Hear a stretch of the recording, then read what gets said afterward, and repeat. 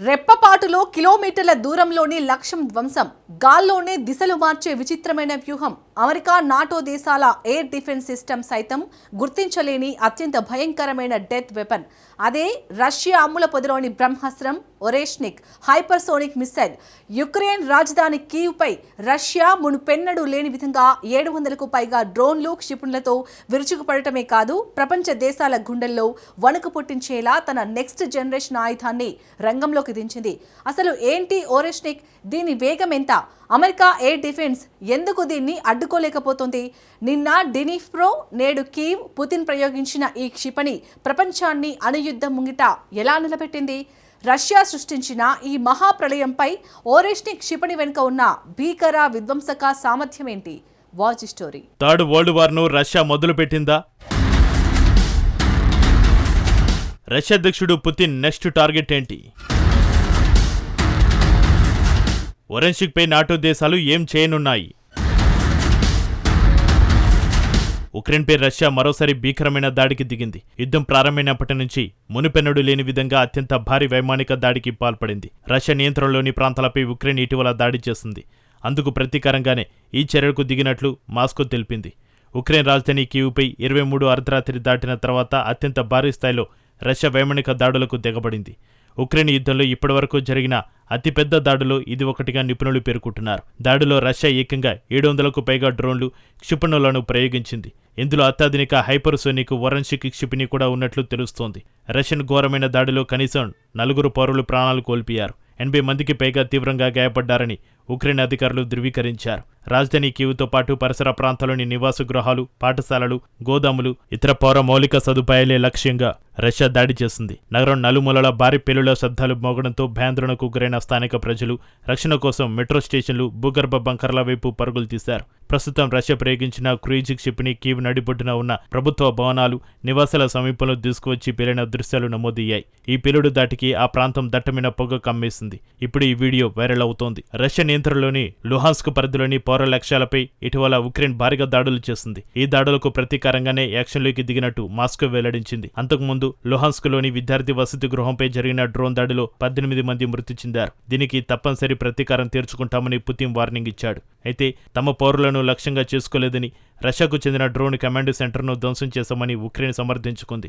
ఈ భారీ దాడికి ముందే ఉక్రెయిన్ అధ్యక్షుడు జెలెన్స్కీ స్పందిస్తూ రష్యా ఒరేష్నిక్ హైపర్సోనిక్ క్షిపణి ప్రయోగించేందుకు సిద్ధమవుతుందని ఆరోపించారు.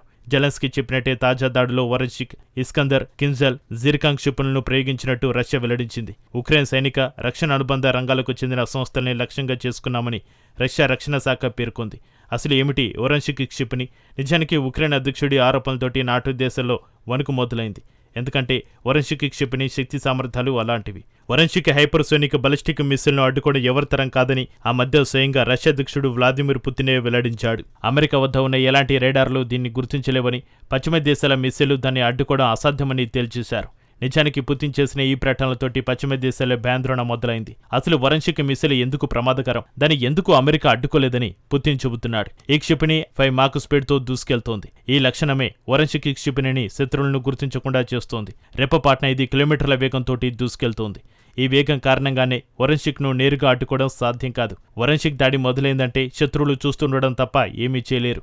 అందుకే పశ్చిమ దేశాలు టెన్షన్ పడుతున్నాయి. ఇది అణ్వాయుధాలను కూడా మోసుకెళ్లగలదు. ఒరేష్నిక్ 5000 కిలోమీటర్ల పరిధిలోని లక్ష్యాలను తుక్కు చేస్తుంది. సో ఒరేష్నిక్ తోటి అమెరికాలోని పశ్చిమ తీరంతో పాటు యూరోప్లోని ఏ లక్ష్యాన్నైనా ధ్వంసం చేయగలదు. ఇది ఒకేసారి బహుళ లక్ష్యాలపైన దాడి చేయగలదు. కొత్త తరం మీడియా రేంజ్ ఆయుధాల్లో ఒరేష్నిక్ ఒకటి.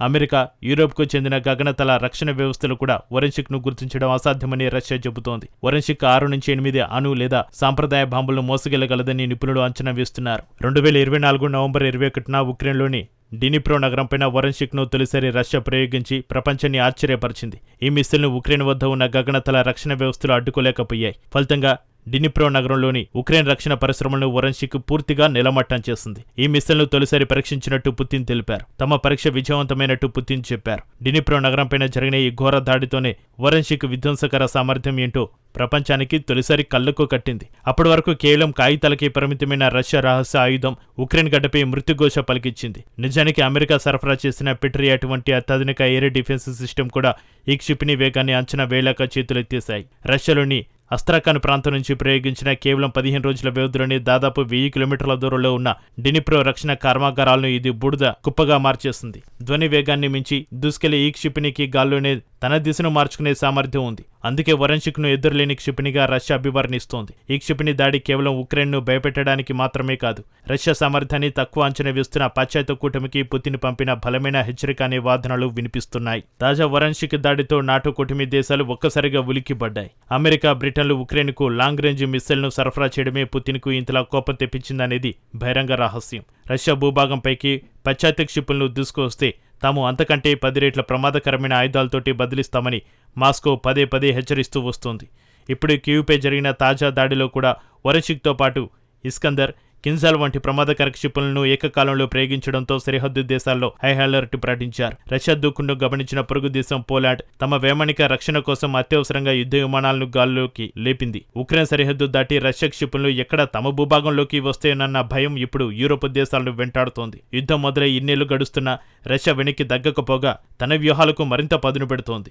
వరంషిక్ లాంటి నెక్స్ట్ జనరేషన్ ఆయుధాలను రంగంలోకి దించడం ద్వారా ఈ యుద్ధం మరో ప్రమాదకరమైన మలుపు తిరిగినట్లయింది. ఒకవైపు పౌర మౌలిక సదుపాయాలు ధ్వంసమవుతుంటే మరోవైపు అణు యుద్ధం ముప్పు ముంగిట ప్రపంచం నిలబడి ఉందన్న ఆందోళనలు వ్యక్తమవుతున్నాయి. ఐక్యరాజ్య సమితి, అంతర్జాతీయ సమాజం శాంతి చర్చల కోసం పిలుపునిస్తున్నప్పటికీ క్షేత్రస్థాయిలో మాత్రం క్షిపణుల మోత ఆగడం లేదు. అగ్రరాజ్యం అమెరికా అండతోటి ఉక్రెయిన్ ముందడుగు వేస్తోందా, లేక వరంషిక్ లాంటి బ్రహ్మాస్త్రాలతో ఉక్రెయిన్ పూర్తిగా మోకరిల్లేలా రష్యా చేస్తుందా అన్నది ఇప్పుడు ప్రపంచవ్యాప్తంగా $1 మిలియన్ ప్రశ్నగా మారింది.